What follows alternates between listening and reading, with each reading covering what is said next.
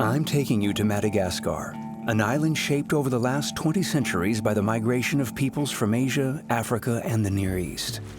We're off to meet great travelers, men and women who live to the rhythm of the seasons and at the whims of the oceans. They are the Vezos, which in their language means those who fight against the sea. Each year, aboard their traditional Laka pirogues, they embark on a journey of several hundred kilometers. This annual fishing season makes the Vezos one of the last nomadic peoples of the sea.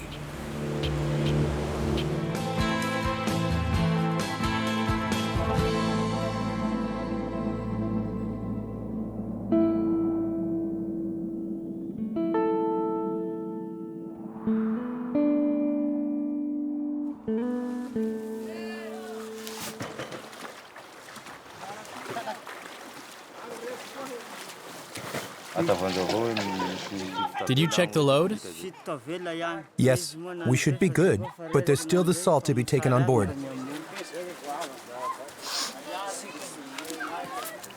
Mam is a Vezo fisherman. At 30, he is a seasoned sailor. Tomorrow he'll set sail with 15 other men for a fishing season lasting several months.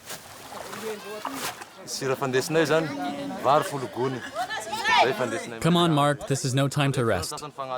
We're not done yet. We still have 60 bags of salt and 40 bags of rice to load. You know, out there on the islands, there's nothing at all. We really have to think of everything because we're going to be there for several months. All right, here we go then.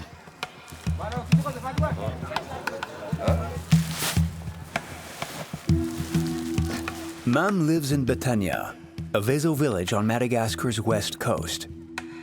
Every year after the hurricane season, he and his clan set off for the Barren Isles, an archipelago of coral islets in the middle of one of the region's richest fishing grounds.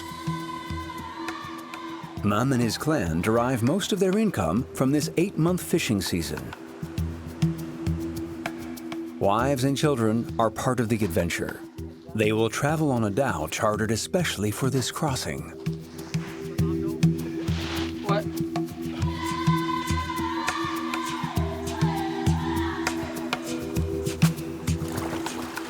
We have to change tack and bring the pirogue round in this direction. The pirogue always goes that way. Before embarking on this great crossing, Mam teaches me how to handle the Laka. It's far from easy. There's no rudder or centerboard on this boat, just a paddle weighing almost 10 kilos. Put the paddle on the other side. Oh, damn.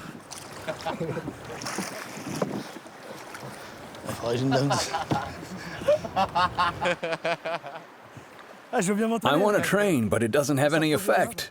I can do a figure 8, though. Maybe I'll just fish. You really lack technique.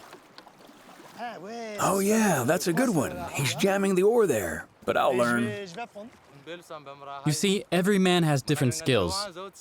There are things you know that we don't know. And what we know here, you don't know. The Vezo technique requires a lot of muscle. With you, there are buttons to do everything. We don't have buttons. So when you're out on the open sea with me, you'll have to set the mast, rig the boat, paddle hard. We'll see how you do. If you can do it, you'll be a real Vezo.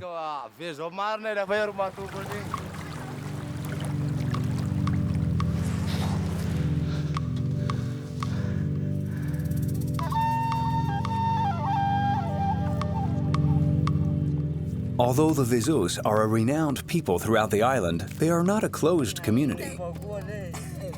To be Vezo is first and foremost to adopt a way of life that's all about the sea.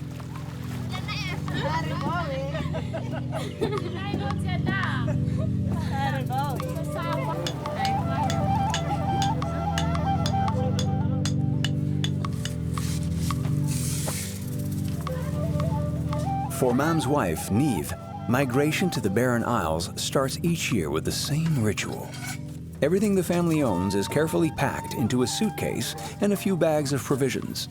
clothes, cooking utensils, and a small mattress. Tomorrow with Tanya, her 2-year-old daughter, they will embark on the dhow.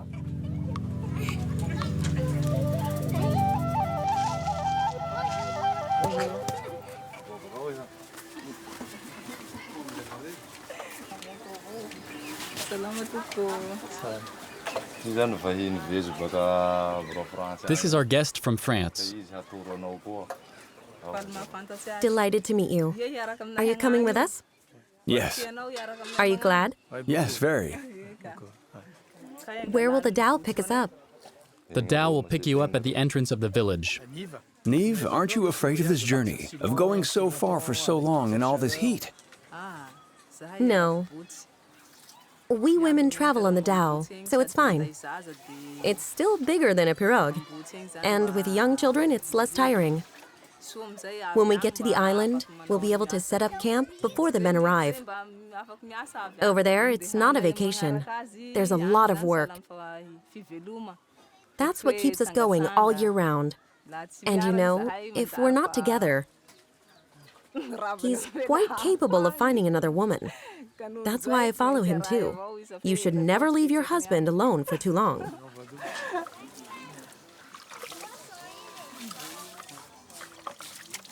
Before setting sail, we've one last thing to do.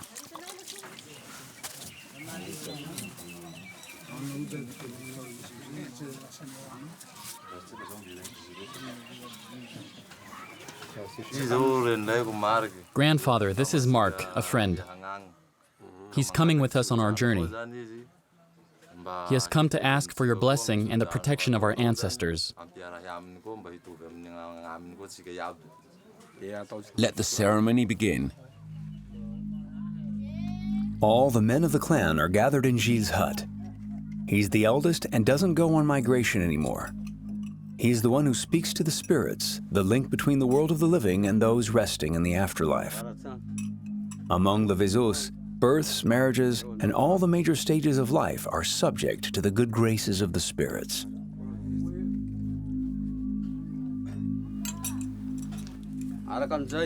I invoke you, my ancestors. I call upon you, my ancestors.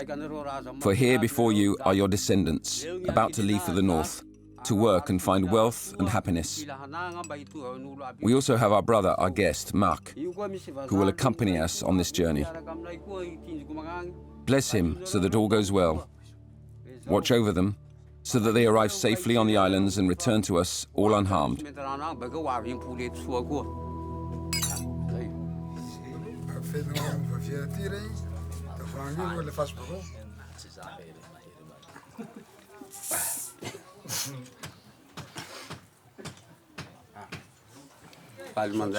It's a pleasure to have you with us. You'll be treated like a Vezo among Vezos. Gilles, this ceremony we've just performed, was it for ancestors who were sailors themselves? The ancestors we invoke are Vezo sailors like us. The sea saw them born, and it was from the sea that they lived. So every year, when you set out to earn your living at sea, you address them as a sign of respect.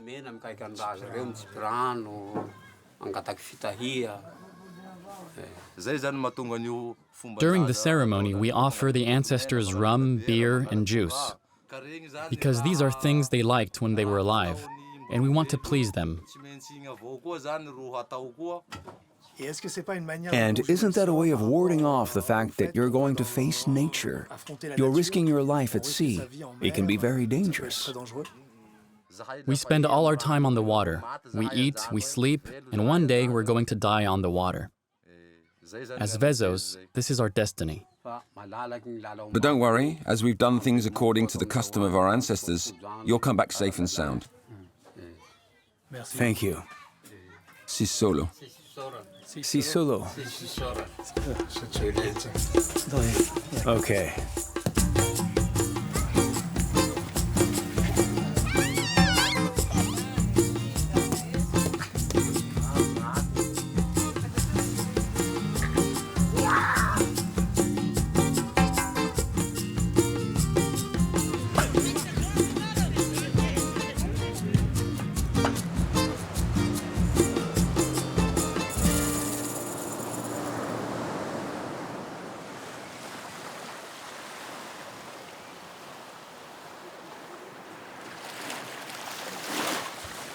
Today is departure day.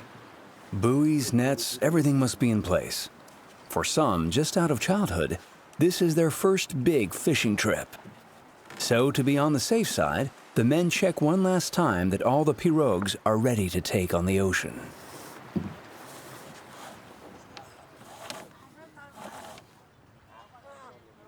Only the bare minimum is loaded on board.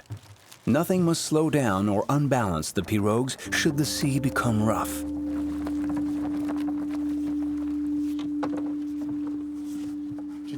Don't you say goodbye when you leave, ma'am? I said goodbye to everyone yesterday, but not on departure day. Otherwise, it makes you sad and brings bad luck.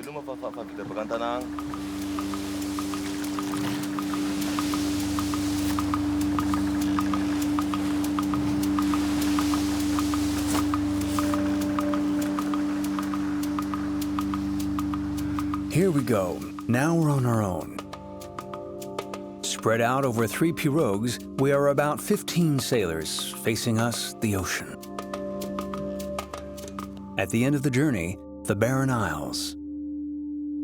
To reach it, we have to sail along the coast before heading out to sea. In all, we'll have to sail over 180 nautical miles.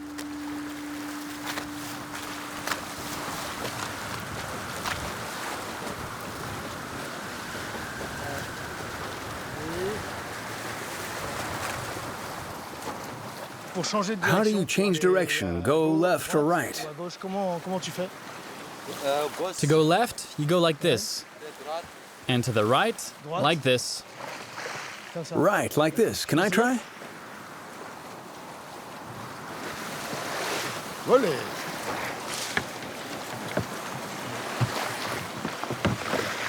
It's a tricky job.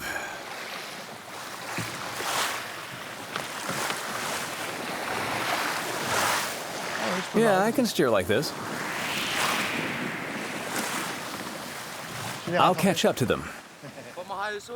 You're doing well. Maybe we'll make a sailor of you. On the water, the architecture of Vezo's pirogues takes on its full meaning. Their outrigger allows them to take on large waves, and their slender shape propels them at more than 6 knots. The sailing is sporty and lively, which doesn't displease me. You can't see the islands. How do you get there? To know the course, I look into the distance and observe the relief of the coast. For example, this dune needs to be positioned at the back of the pirogue to be on the right course. Further on, there's the Masoarivo Peninsula. Here you'll have to tack, then head northwest until evening. There are landmarks like this all along the way.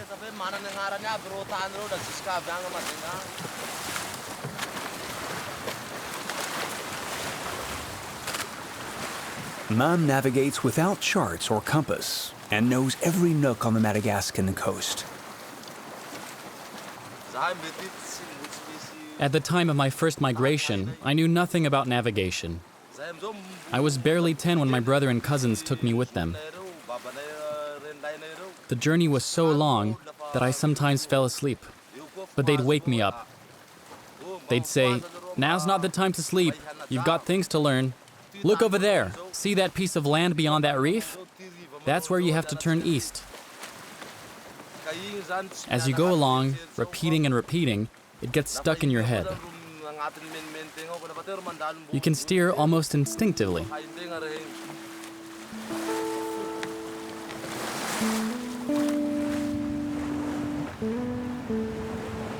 After a long day's sailing, pushed along by a favorable wind, we've covered a good third of the route.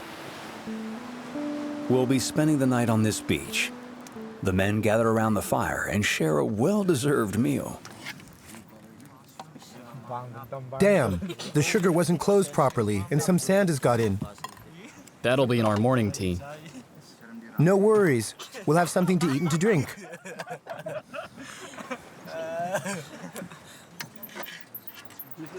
There's some left. Anyone want any more? There's quite a few bones in the fish. They're like that, Ramazava. A lot of bones. Yes. Today, at the end of the afternoon, it was windy, which was great. Do you ever sail at night? Yes, we do sometimes. But right now, we're sailing with youngsters who are still inexperienced. If they have an accident and fall into the water when it's pitch black, it could be dangerous. So we prefer not to take the risk, and we'll arrive when we arrive. It's not a problem. And what about you, setting off over such long distances? Do you have no apprehension, no fear? It's always been a dream of mine to come here, and I'm delighted to be able to learn with my brothers. But on the other hand, it's true that I'm scared. There are often accidents, and you can get lost in the middle of the sea.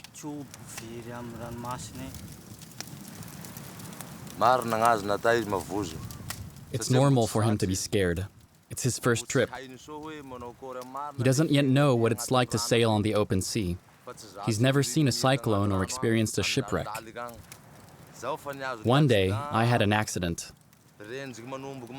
One morning, my boat sank on the open sea and I had to swim all day to reach the coast. Another time, I was stranded at sea for a week without food. Once he's been through all that, he won't ask himself whether he should live or die. And then he'll really realize what it means to be a Vezo.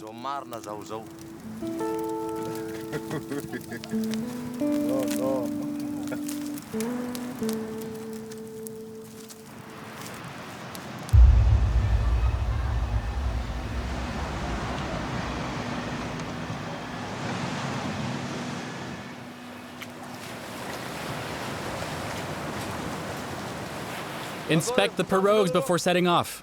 Yes!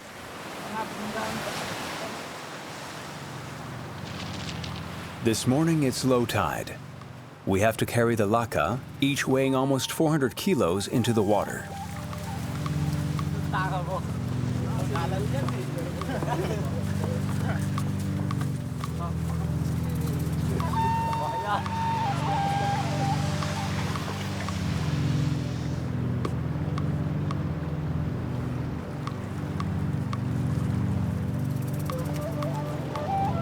Our pirogues aren't designed to cope with breaking waves. At any moment, a wave could overwhelm and capsize them.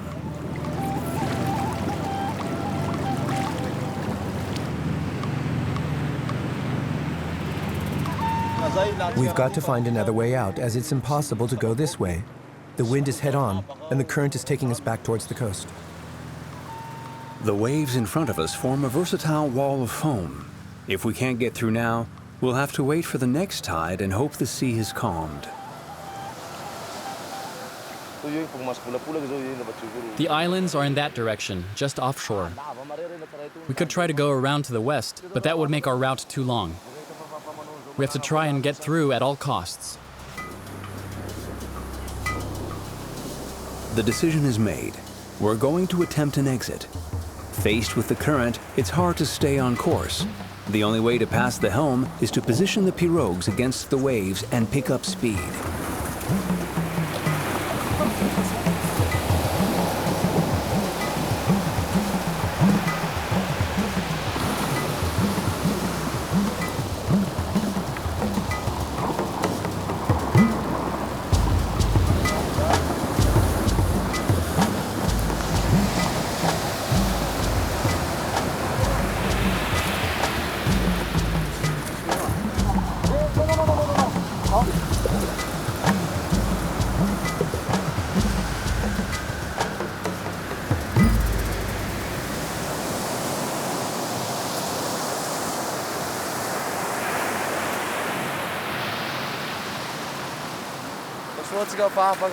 That's it, we're through.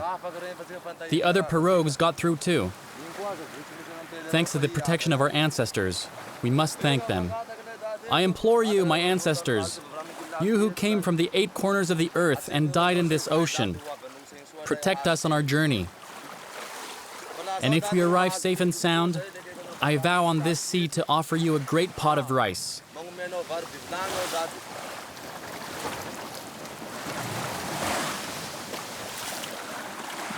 So are the ancestors present in the sea around us, in the areas we cross? These waters on which we sail belong to those who died here. It's to them that I just made my oath. If we arrive safely, it's proof that they've accepted my offering. And if I forget, they'll come in my dreams to remind me.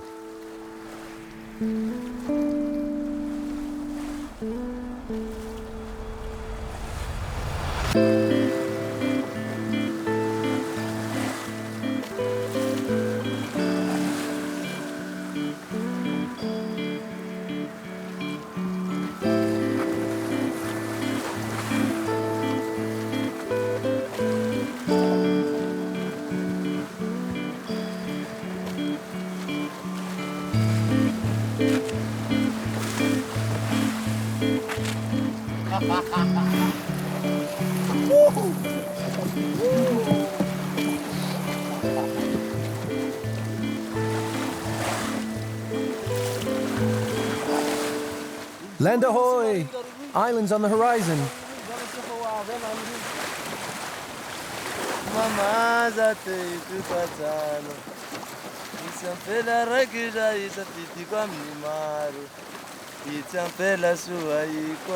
After 2 days sailing and more than 300 kilometers, we finally reached our goal. Ahead lies the barren isles.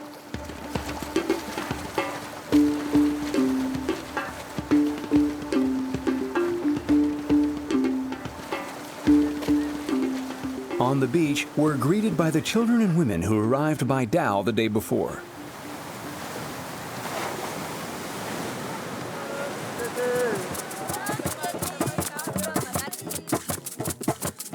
By the fire, Mam meets Neve and all the members of the clan. Joy and relief can be seen on their faces. Everyone is safe and sound. That's the main thing.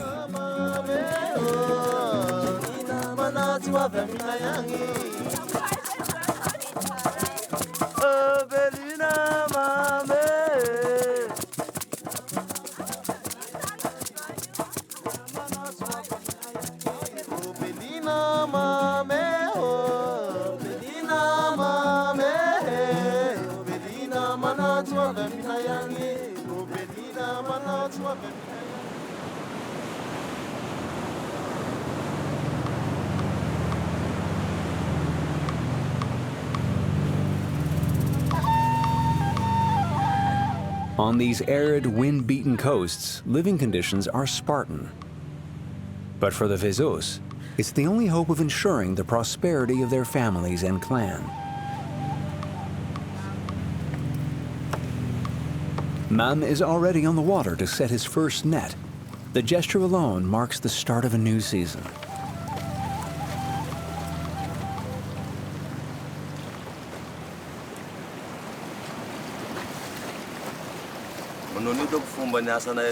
From now on, our lives are in the hands of our ancestors.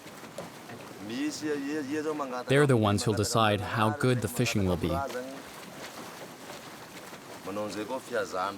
During the long months we'll spend here, we'll trust them to help us live.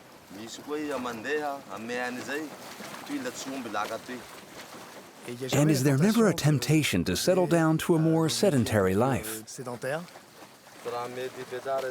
It's impossible to stay here all year round. During the winter, the archipelago is swept by rain and cyclones. But you know, as long as there are fish, we'll be back. Because wherever the fish are, there's our home.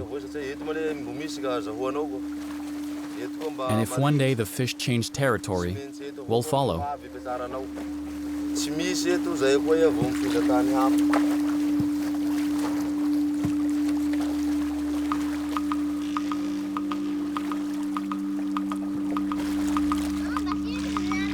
For many months, Mam and his clan will have to face the vagaries of the ocean, the uncertainty of fishing, and the harshness of these islands. At the end of this long journey, it's not so much wealth that they hope for, but freedom, perpetuating the spirit of their nomadic ancestors.